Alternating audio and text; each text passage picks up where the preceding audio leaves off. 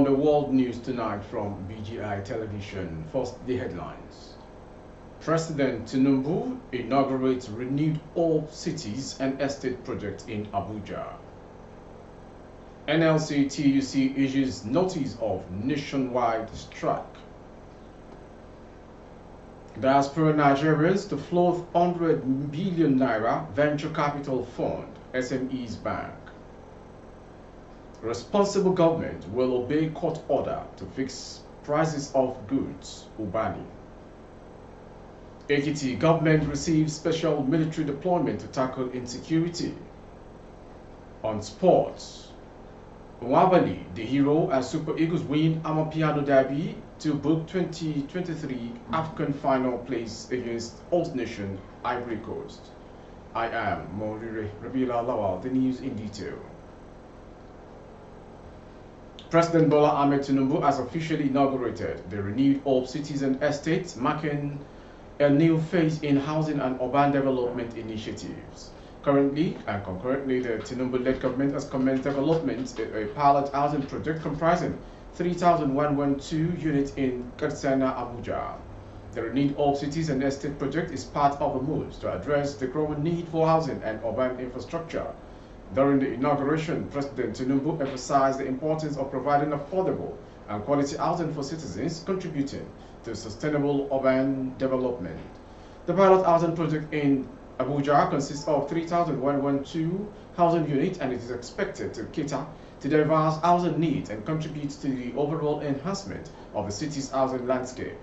Officials say the renewed All Cities and Estate program will operate as a cross-subsidy initiative, with 80% of the housing units sold at commercial rate and the remaining 20% offered at concessional rate to low and medium income Nigerians affiliated with the Nigerian Labour Congress and the Trade Union Congress. The concept behind the cross-subsidy arrangement is to utilize profit generated from the commercial units to subsidize the units designated for low and medium income earners. The Nigeria Labour Congress NLC and Trade Union Congress TUC have given the federal government notice of a nationwide strike effective in 14 days. Their complaint stems from the failure of the government to implement the 16-point agreement between organized labor NLC and TUC and the federal government on October 2, 2023. The leaders of the NLC and TUC have expressed concern that despite the diligent effort of organized labor to promote harmony in the workplace, the government appears unaffected by the widespread suffering and hardship in the country. NLC and TUC in a statement lamented that it is regrettable that we are compelled to resort to such measures, but the persistent neglect of the welfare of citizens and Nigerian workers and the massive hardship leave us with no choice. A group of Nigerians based in US, Canada, Caribbean, Europe, and South Africa is planning a 100 billion naira venture capital fund and also a specialized bank targeted at small and medium enterprises SME sector in Nigeria. According to the chairman of the group, Mr. Eko Omaku, a financial consultant based in the United States of America, said their initiative draws inspiration from the steady inflows of funds from Nigerians in diaspora, which reflect the continued strong connection to supporting family and contribute to economic development of the country. The Diaspora Group has taken steps towards the realization of its objective with the incorporation of SME Investment Limited in Nigeria. The immediate goal of the company is to collaborate with the regulatory agencies of government, namely the Central Bank of Nigeria (CBN), the Security Exchange Commission (SEC), and the Small and Medium Enterprises Development Agency of Nigeria (SMEDEN), to put in place robust and innovative financial services operations that will boost employment and lift millions of Nigerians out of poverty. Human rights lawyer Monday Ubani says he expects the federal government to obey a Lagos Federal High Court order compelling the government to fix prices of goods and petroleum products within 7 days. Ubani, a former chairman of the section of Public Interest and Development Law, SPIDA, of the Nigerian Bar Association, NBA, said this. He said the regulation of the prices of goods by government is the right thing to do. And I think that a government that loves Nigeria will do that. I don't hope that they will go and appeal this particular judgment. The government must fix prices of goods. The court has now ordered within 7 days. A government that is interested in making sure that the lives of people are better will intervene in this particular process and obey the court judgment and say, let's now begin to fix prices on items, and that is the best thing for them to do.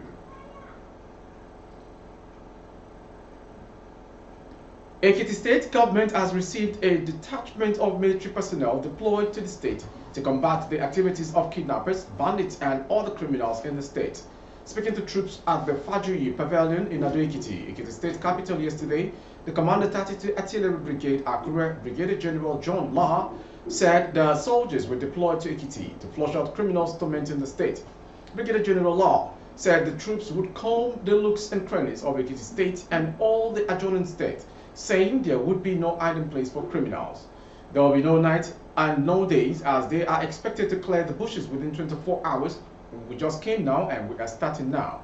The Special Advisor on Security Ekiti State, Brigadier General Ebenezer Ogundano, retired, said the soldiers have been directed by the Chief of Army Staff to provide enough security to beef up troops in the state and make sure all criminals are flushed out from their hideout in the forest. You are watching the world news from VGI Television. Next to come. The Senate asked the minister to provide comprehensive records of the award and disbursement of over 100 billion naira and the list of companies engaged in the handling of the project. The chairman of the Senate Committee on Gas Resources, Senator Jarigbe Agbom Jarigbe, PDP, Cross River North, stated this via a letter. The request for the details is coming on the heels of fresh plans by the PCNG to release another 130 billion naira to an unspecified number of companies. The letter asking the finance minister to furnish the committee with details of the award and disbursement of over 100 billion naira was sequel to the fresh petition by a group known as Good Governance and Transparency Front, which accused chairman of the steering committee of Presidential CNG initiative of approving the disbursement of the fund to cronies without following the due process and the Public Procurement Act 2007. The committee is seeking detailed information on the process followed in the award and disbursement of funds to the companies benefiting from the allocation. I would appreciate insight into the compliance of these processes with the provisions of the Public Procurement Act 2007. Specifically, the committee is interested in understanding the steps taken in the opening of bids, qualification criteria applied, and the subsequent award of contract to the selected companies. Transparency and adherence to due process are crucial aspects in ensuring public trust and accountability in such initiative. Kindly prove documentation and details regarding the companies that received funding, outlining the specific project or initiative they are undertaking to promote the use of compressed natural gas CNG in the country. You are watching the world news still. Officers of Area K, Marogo of Lagos State Police Command have arrested one Esther Obiakezie for drug peddling alongside two others who attempted to bribe the police with 4 million naira for her release. The Force Public Relations Officer, ACP Olumiwa Adejobi, disclosed this in a statement today.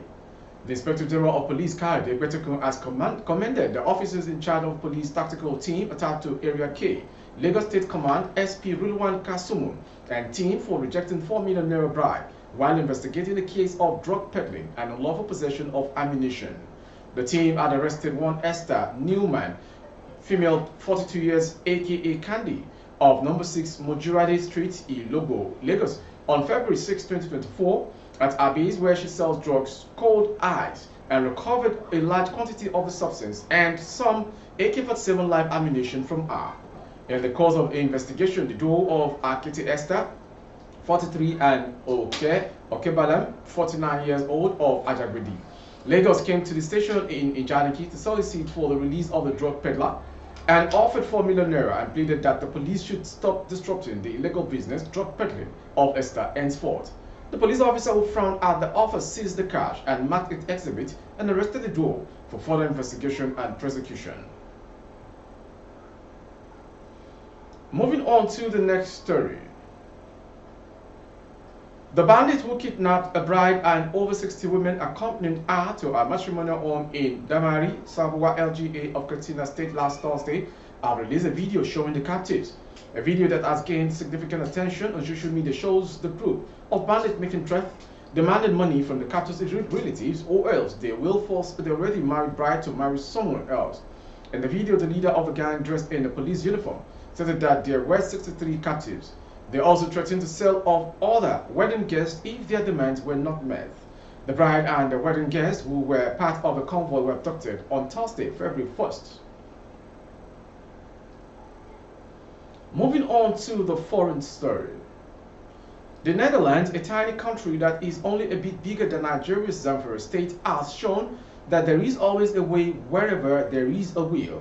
The Dutch state has emerged second largest agricultural exporter by value, despite limited land, owing to its top-notch infrastructure, logistics, cutting-edge technologies, and innovative practices.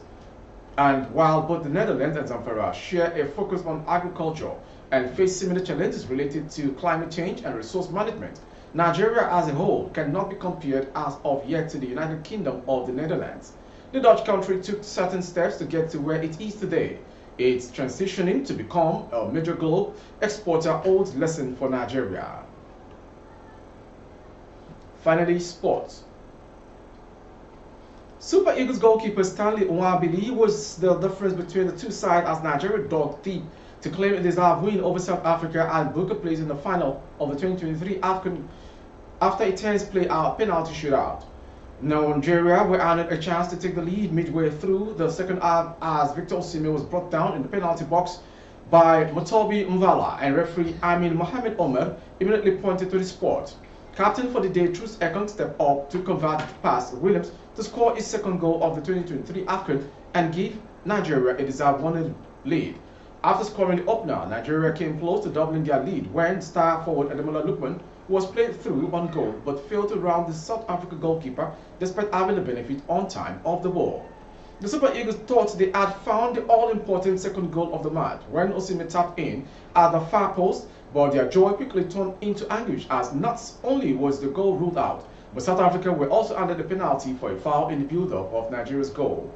Midfielder Teboho Mokoena took up the responsibility for South Africa from the spot and made no mistake to equalize late on for Bayana and send the game to extra time. A dull extra time period was packed into life when Grant Kikana received a straight red card for a last man foul on substitute Terry Murphy. In the swimming penalty shootout, Mokoena was unable to repeat his heroics during normal time as Nwabali pulled off a brilliant save from the spot. Nwabali proved to be the hero, saving a second penalty from Mokoena and Magwoka after Olaino had missed his own spot kick. With the sports news, we've come to the end of today's world news. Before we go, some headlines. President Tinubu inaugurates renewed Hope Cities and Estates project in Abuja. NLC-TUC issues nationwide strike. Diaspora Nigeria is to floats 100 billion naira venture capital fund SMEs bank. Responsible government will obey court order to fix prices of goods, Ubani. Ekiti government receives special military deployment to tackle insecurity. We also brought to you as regards sports. Nigeria vs South Africa on Wabali, the hero as Super Eagles win Amapiano Derby to book 2023 AFCON final against host nation Ivory Coast. For update of our broadcast on YouTube, our handle is Baba Bagede Imo Television. Kindly subscribe and click on the notification bell. Select option all to access all of our broadcasts. On Facebook, Bagede Imo with Alawi Adebayo. Please like and follow the page. Thank you for watching. I am Moriri Regula Lawan. Good evening.